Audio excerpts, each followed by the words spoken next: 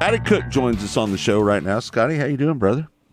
Hey, I'm doing great. How you doing, buddy? I'm doing all right, man. It's been a while since we had a chance to talk to you, but unfortunately, today, I said it earlier in the show that you and I, when Jesse passed, we took a pact that we would never let the people in motorsports forget about Jesse Hockett. It was 12 years ago today that Jesse passed away, and here we are. We're going to talk about him. What do you think, bud? Wow. Well, my first thought is it's just really crazy, hard to believe how time flies and that it has been 12 years ago today. And like anyone's, like any of one of the most pivotal chapters of anyone's life, they remember it like the back of their hand. And funny, my memory has gone all to hell, but I reflect back on that very day, and I can almost take myself through an hour by hour on that day because it was just such an absolute shock. And I will never, ever forget it. There's no doubt, and it goes without saying, that he meant so much to so many people, and that he was such an impression, left such a positive impression, even outside of his abilities in a race car. He left such a wonderful impression on so very many people, and a lot of people forget that upon his passing, he was dealing with a load full of grief himself. He had just lost his cousin, his right-hand man, his best friend, his shadow, Daniel McMillan. Right. And he was in the midst of an absolute tear, unlike what we had seen up to this point. Yeah.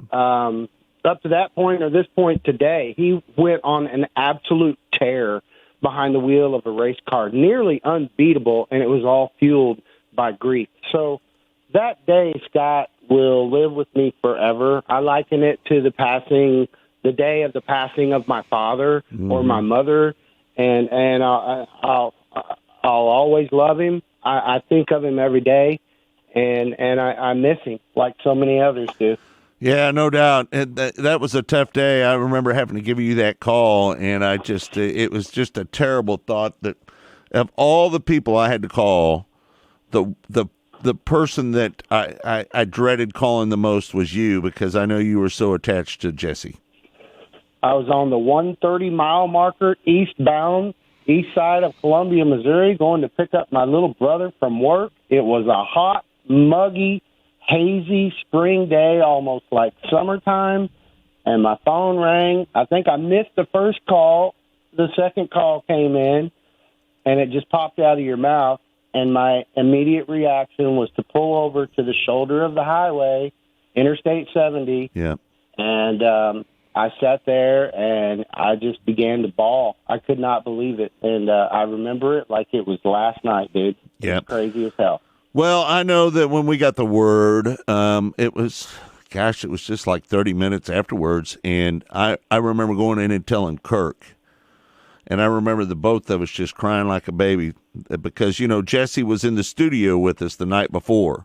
So we had a fresh image of him being around us. Just less than 24 hours later, we'd lost him, and it was just a horrible feeling. I want to talk about his accomplishments, though. I say this all the time, that I think Jesse Hockett might have been the most well-rounded open-wheel driver in the country. He could drive a midget. He could drive a 410 wing sprint, a 360 wing sprint, non-wing sprint cars. He was about as well-rounded as anybody in the business, wasn't he? Well, there's no doubt, and particularly in a non-wing sprint car. He was just getting good in a wing car, but, man, he took a knack for non-wing cars. And, before I get into that, back to that particular night and the fresh image, I was much the same. The night before he passed, many people don't know that he was we were he was competing on the tour that year with us on the ASCS tour. Yeah. Behind the wheel of the Tom Book 13, and he also was competing in other things when time allowed away from the series. We had a 2-day show, a Memorial Weekend show, scheduled that weekend at Jetmore, Kansas, and he wanted to race the night before we were to race in Jetmore, which was a Saturday, Sunday, I believe. And he wanted to race a non-wing USAC show in Terre Haute on Friday night. Yeah. And so he was going to thrash to get to Terre Haute and thrash all the way back to Jetmore. And I was visiting with him on Facebook after he had gotten back from Kansas City in the studio with you guys, chatting, and I was teasing him about getting too big for his britches. We've known each other for 15 years, and now you get so grumpy and busy that when you're at the track, you don't even have time. I don't even think you even remember my name. So the tease went on, and yes, the image was fresh in my mind, just like you guys. And so far as his accomplishments, they speak for themselves. But some of the most amazing things that we ever saw, an Oval Nationals winner, the last ever winner at Manzanita Speedway. Yeah. He was scheduled to run Eldora that night or that weekend, and it looked like rain, and he had told me that he had a plane ticket ready and a ride ready to show up at Manzanita in case he got rained out at Eldora, and he called his shot and told me verbatim, I'm going to win the last race at Manzanita, and I'll be damned if he didn't. And speaking of Eldora, a feat that I didn't get to witness, and details may be a little bit sketchy, but a 2-day show, non-wing,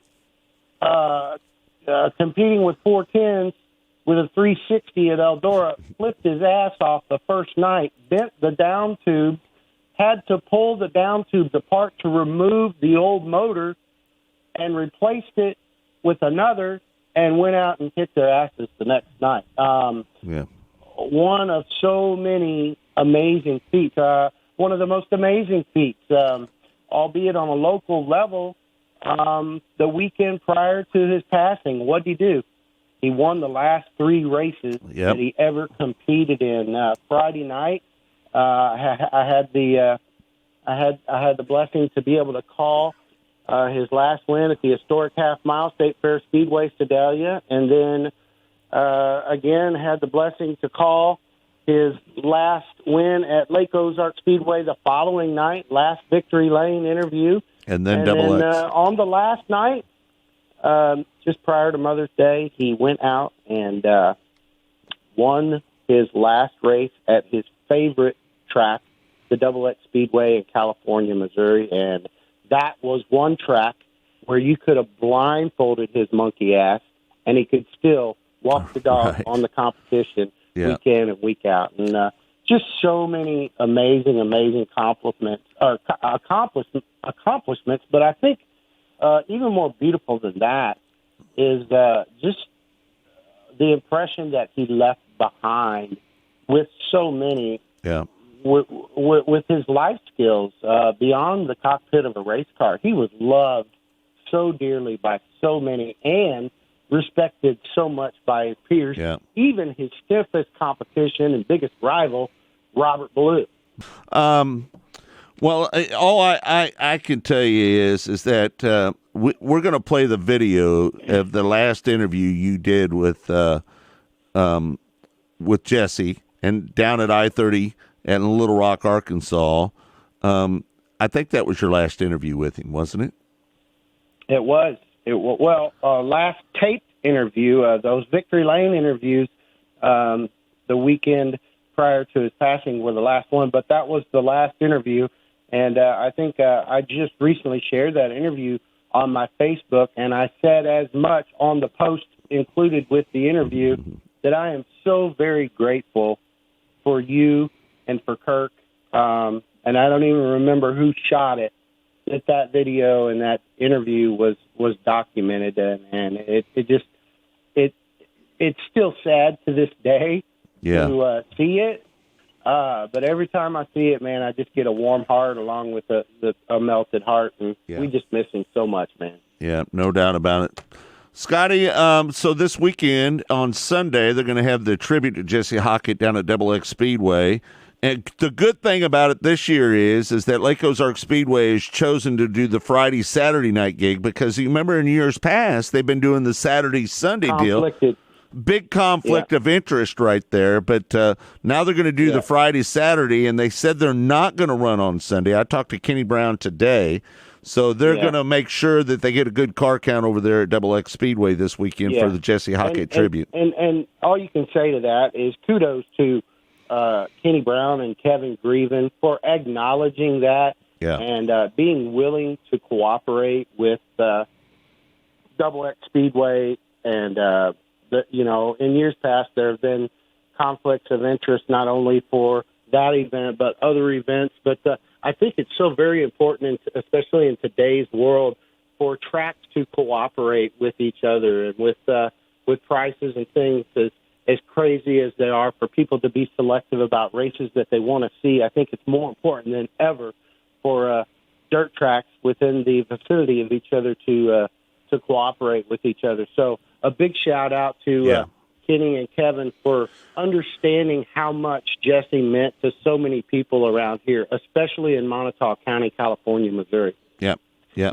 Before you let me go, can I share a quick, one of the most beautiful Jesse Hockett stories I ever saw? Go ahead. You've heard a million stories about one of the best friends I ever had, Eric Schrock, and you've heard the story as well. But this particular day lasts with me forever. And again, it's likened to the day of his passing. I recall every moment of this moment in time just like it was yesterday. But Eric Schrock, sadly, was selling out all of his equipment, and he was getting out of racing.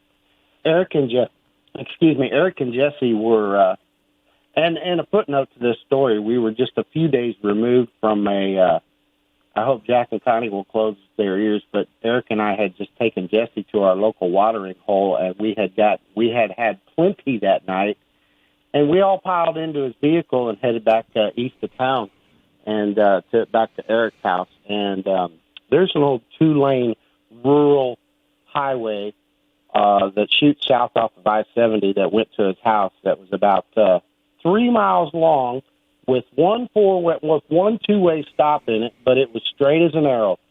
And we got on that old 2-lane road. And the last time I looked from the back seat, the speedometer was reading 109, and Jesse had both of his palms to the roof of the car as we approached that intersection, and old Eric never lifted, and we got out of that car and laughed at Jesse because his eyes were bigger than silver dollars. But just a few days removed from that, Eric was selling out all of his equipment, and quickly Jesse and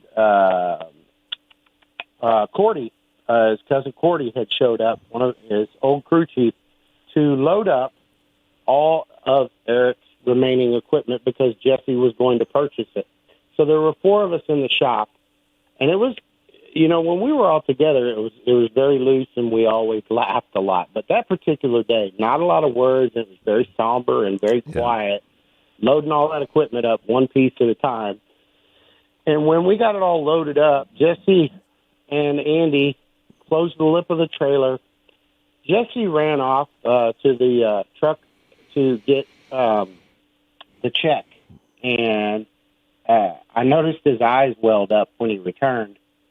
And as he was writing that check, I could tell he was visibly upset. Yeah. And when he presented Eric with that check, he began to bawl, and they both just embraced for a long time. And wow, it breaks me up to even remember that very moment, because both of them were very dear friends. Eric and I still are really good friends. Yep. And I will never, ever forget that moment, because Jesse, let alone funny, talented, silly. He also had a very, very compassionate side, and he knew that he just bought out his best friend, whom he claims before his passing, nobody ever made me sit up on the wheel of a race car more than Eric Schrock. Of all the talent that he ever raced against, he said Eric made him sit up on the wheel more than anyone. Isn't that something? It was a very, very touching moment and one that I'll never forget forever. And I know you've heard that story, but I thought appropriate to share before I get on out of here. Yeah.